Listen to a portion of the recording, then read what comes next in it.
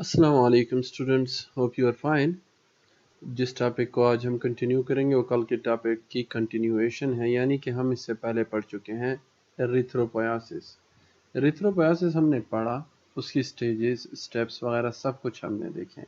आज जिस टॉपिक को हम कवर करेंगे उसमें हम ये जानने की कोशिश करेंगे कि वो कौन से फैक्टर हैं जो इस एरिथ्रोपोयासिस को अफेक्ट कर सकते हैं और कौन से इसके लिए इंतहाई ज़रूरी है। अगर वो ना हुए, ये फैक्टर्स मौजूद ना हुए, तो एरिथ्रोपोयासिस पे फ़र्क क्या पड़ेगा। तो एरिथ्रोपोयासिस जो है डेवलपमेंट और मैच्योरेशन ऑफ हमारे आरबीसीज का नाम है। तो जो फैक्टर्स हैं अब उन पे हम नज़र दौड़ाते हैं, वन बाय वन हर एक को हम देखेंगे। Development and maturation of erythropoiesis require various factor. अब इनको हमने कैटेगराइज कर लिया। पहली कैटेगरी में जनरल फैक्टर्स हैं, दूसरी कैटेगरी में मैच्योरेशन के लिए जो फैक्टर रिक्वायर हो, और तीसरी कैटेगरी में वो फैक्टर्स हैं जो हीमोग्लोबिन फॉर्मेशन के लिए चाहिए हों। हीमोग्लोबिन फॉर्मेशन यानी हीमोग्लोबिन ही तो वो चीज़ है, वो फैक्टर है जो ऑक्सीजन कैरी करता है। तो आरबीसी का मेन मकसद हीमोग्लोबिन ही होता है। तो हम जनरल फैक्टर से स्टार्ट लेते हैं। जनरल फैक्टर्स में अब यहाँ पर हमारे पास 4 फैक्टर्स हैं। सबसे पहला है एरिथ्रोपोइटीन, और देन थायरोक्सिन है, और फिर हेमोबायोटिक ग्रोथ फैक्टर्स हैं, और देन वाइटामिन्स है। अब हमारा एरिथ्रोपोइटीन का क्या रोल है, इस पे हम बात करते हैं। मोस्ट इम्पॉर्टेंट है जनरल फैक्टर्स में से, erythropoietin is the hormone called, ये एक हार्मोन है, ठीक है, इसको एरिथ्रोपोइटीन कहते हैं। हीमोपोइटीन भी इसको कहते हैं, एरिथ्रोसाइट स्टिमुलेटिंग फैक्टर भी कहते हैं। हीमोपोइटीन, एरिथ्रोपोइटीन, एरिथ्रोसाइट स्टिमुलेटिंग फैक्टर, ये सारे इसके नाम हैं। ये हार्मोन कहाँ से रिलीज होता है? इसकी सबसे ज़्यादा क्वांटिटी जो है वो रिलीज होती है भला कहाँ से? साथ में मैं इसको यूज़ करता रहूँगा, ठीक है। कैपिलरीज से ऑफ किडनी, पेरीट्यूब्यूलर कैपिलरीज जो है किडनी की है, वहाँ से रिलीज होगा। थोड़ी सी क्वांटिटीज जो है वो हमारे लीवर और ब्रेन से भी रिलीज होगी, बट ये माइन्यूट क्वांटिटीज़ हैं। मेन क्वांटिटीज़ जब भी हम इसका जिक्र करते हैं हम किडनी का नाम लेते हैं। एरिथ्रोपोइटीन हमेशा किडनी से रिलीज होते हैं। कब रिलीज होता है?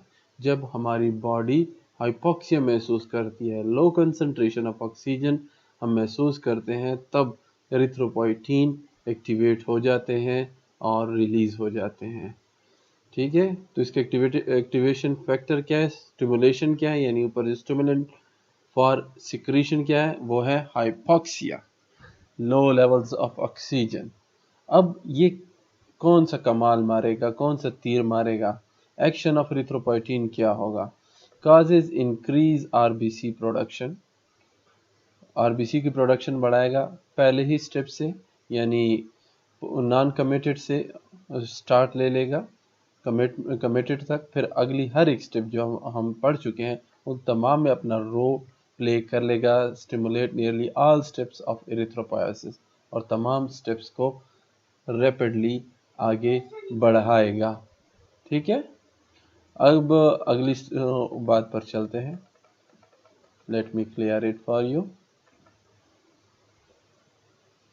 थायरोक्सिन, तो एरिथ्रोपोइटीन पे हमने क्या देखा कि ये सबसे इम्पॉर्टेंट फैक्टर है, और इसको हमने कई नामों से जाना।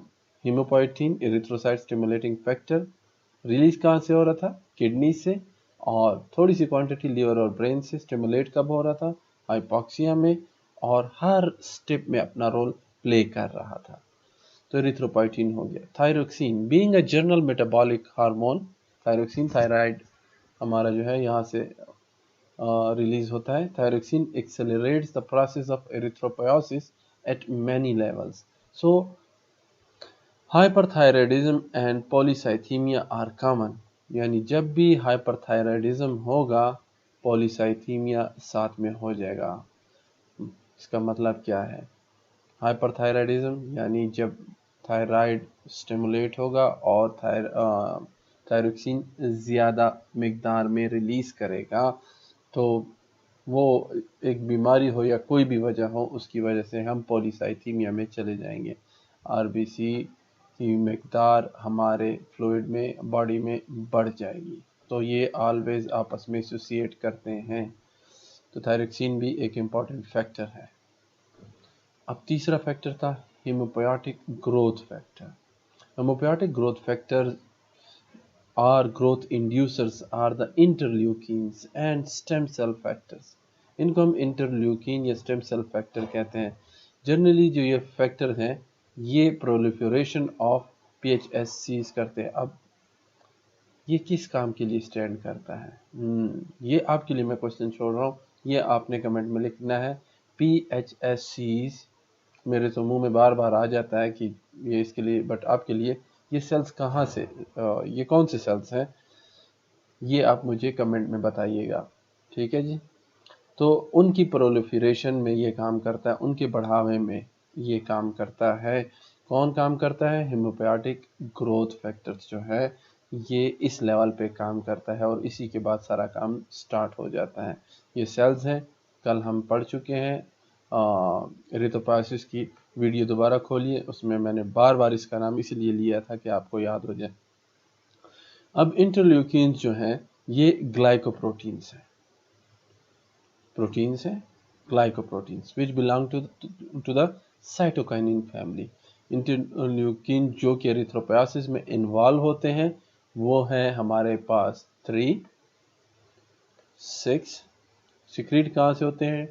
टी सेल्स से, ये भी टी सेल्स से, एंडोथेलियल सेल्स एंड मैक्रोफेजेस से भी ये रिलीज होते हैं।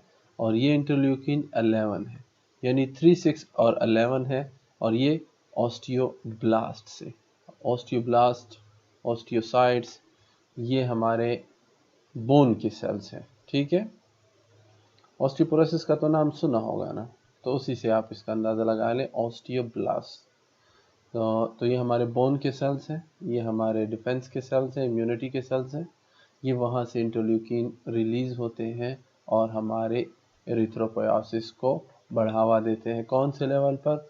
बिल्कुल बिगिनिंग के जो सेल्स हैं जो नॉन कमिटेड हैं और जो कमिट हो जाते हैं किसी भी काइंड ऑफ सेल की प्रोडक्शन के लिए, ये उस लेवल पर काम होता है इन हेमोपोएटिक ग्रोथ फैक्टर्स का।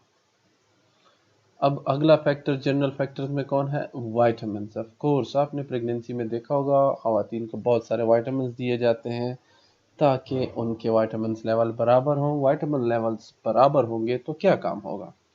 आरबीसी प्रोडक्शन अच्छी होगी, मेरी जान, एरिथ्रोपोएसिस अच्छे से होगा। तो some vitamins are also necessary for this process. और इन वाइटामिन्स की डिफिशियंसी जो है वो क्या काज करेगी? एनीमिया काज करेगी, ठीक है। अब कौन से वाइटामिन्स नेसेसरी हैं? Vitamin B, vitamin C, vitamin D, vitamin E. B C D E, आसान हो गया ना, ना ए है और ना एफ है, बी सी डी और ई, ये तमाम वाइटामिन्स नेसेसरी हैं। अब वाइटामिन बी की जो डिफिशियंसी है, अगर किसी वजह से वाइटामिन बी ना मिले तो एनीमिया होगा। And pellagra disease characterised by skin lesion, diarrhoea, weakness, nervousness and dementia, ये तमाम चीज़ें हो सकती हैं वाइटामिन बी की कमी की वजह से। तो वाइटामिन बी के जो कम्प्लेक्स होते हैं B12, B6, वो तमाम दिए जाते हैं ताकि ये तमाम तरह के सिम्टम्स अपीयर ना हो। सही है।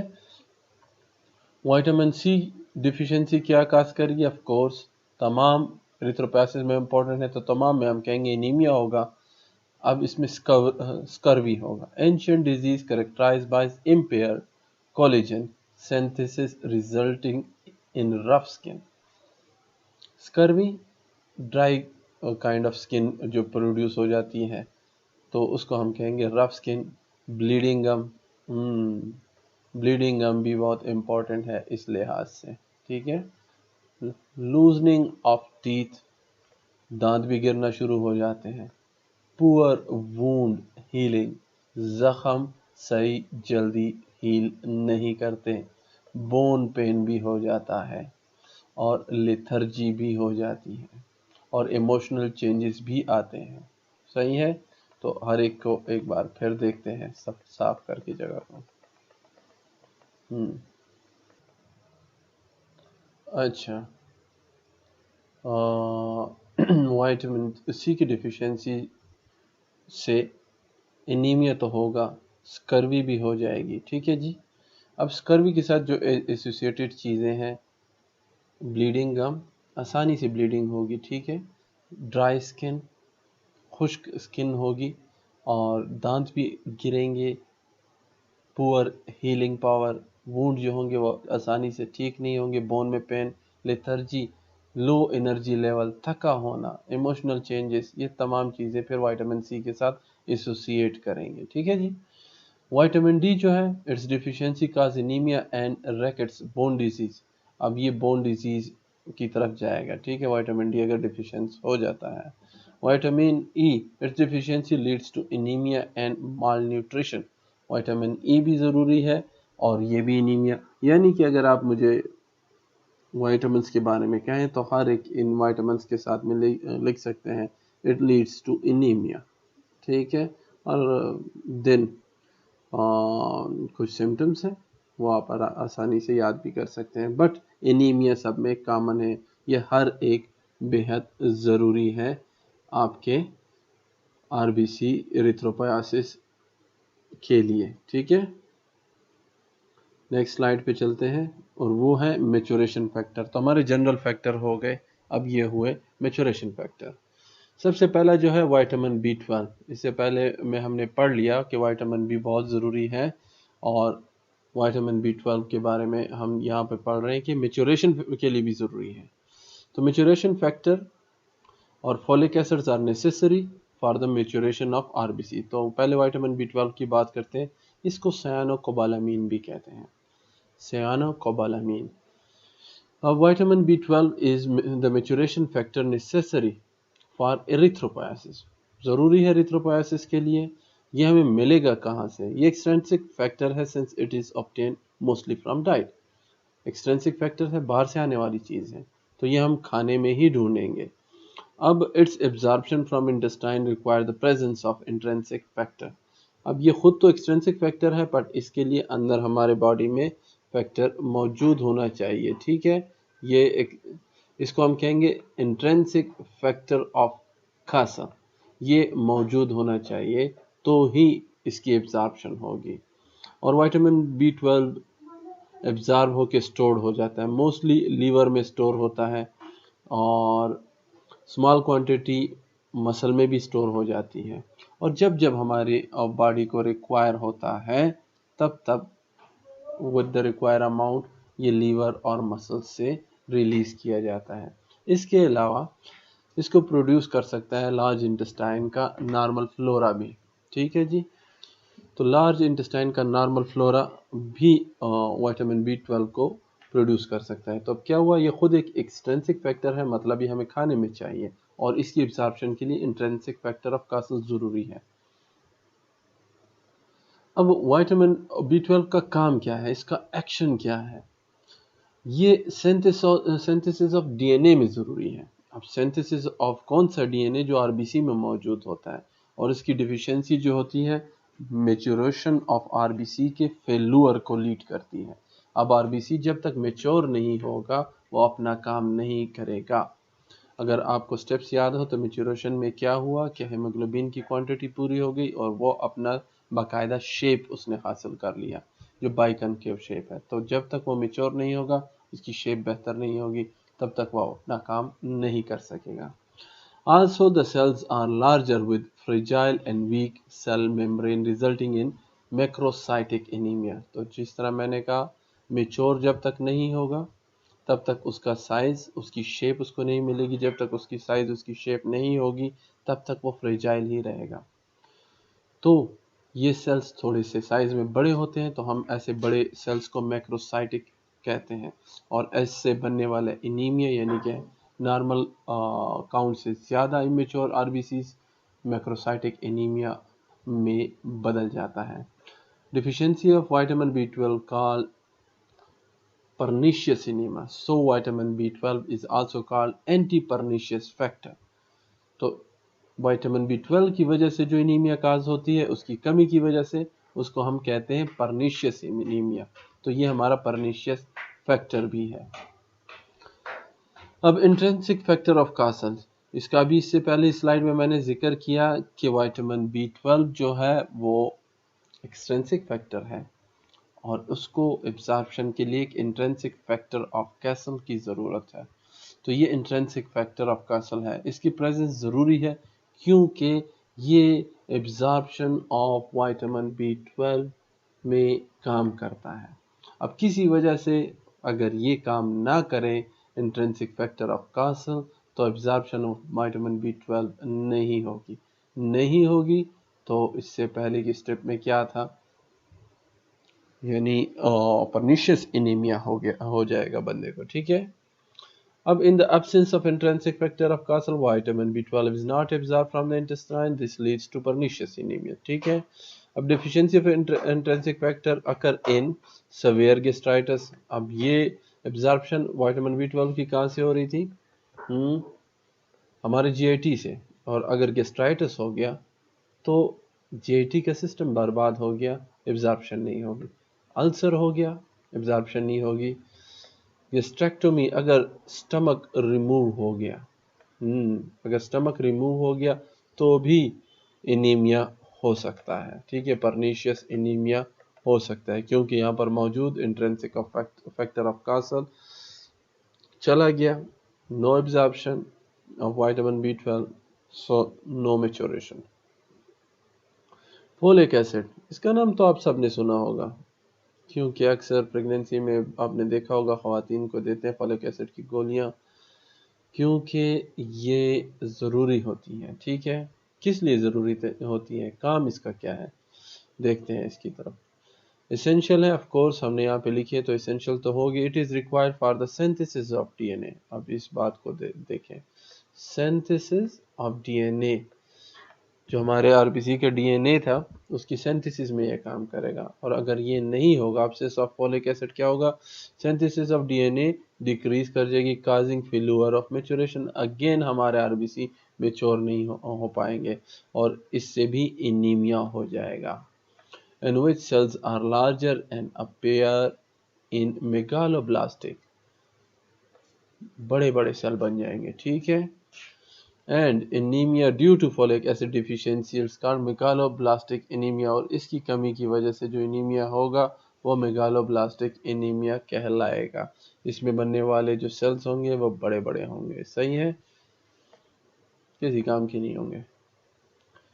फैक्टर नेसेसरी फॉर हीमोग्लोबिन, तो हमारा दूसरा फैक्टर भी हो गया। अब तीसरे फैक्टर की बात करते हैं कि हीमोग्लोबिन के बनने के लिए कौन कौन सी चीज़ें ज़रूरी हैं। तो हीमोग्लोबिन हम जानते हैं प्रोटीन है, प्रोटीन के लिए अमाइनो एसिड ज़रूरी होंगे और इसमें आयरन भी लगता है तो वो भी ज़रूरी है। तो अब देखते हैं। अब इसके लिए ऑफ कोर्स हम लिखेंगे कि various material are essential for haemoglobin in the RBC deficiency. दरवाजा तक खुला होगा यार, चलो जी, थोड़ी सी डिस्टर्बेंस हो गई। पर अब जो फर्स्ट क्लास ऑफ प्रोटीन, ठीक है, सच फैक्टर्स आर, थोड़ी सी सॉरी डिस्टर्बेंस हो गई मुझसे। The production of haemoglobin leading to anaemia, the substances decreases the production.